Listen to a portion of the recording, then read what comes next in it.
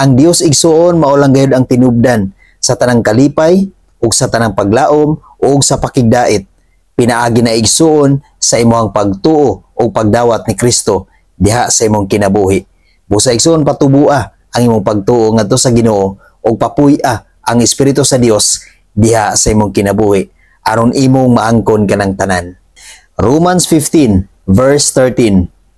May the God of hope fill you with all joy and peace as you trust in Him, so that you may overflow with hope by the power of the Holy Spirit.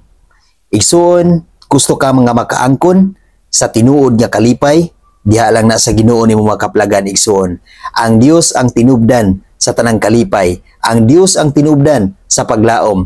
Busa ayaw pagpakawala sa paglaom igsoon, kay naay Dios nga mo'y tinubdan sa tanan, mo'y tinubdan sa tong kusog, mo'y tinubdan sa tong kadasig. Busa patubua og paharia ang Dios diha sa imong kinabuhi igsoon.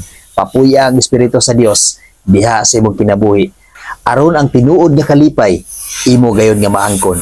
Aron ang paglaom sa imong pagkinabuhi dinhi sa kalibutan imo gayon nga maangkon. Busa lig-una gayud ang imong pagsalig ngadto sa Ginoo ug pag-ampo kanunay kaniya ug dawata siya diha sa imong tibuok nga kinabuhi ug tuuhi siya sa tanang higayon diha sa imong kinabuhi. God bless sa tanan.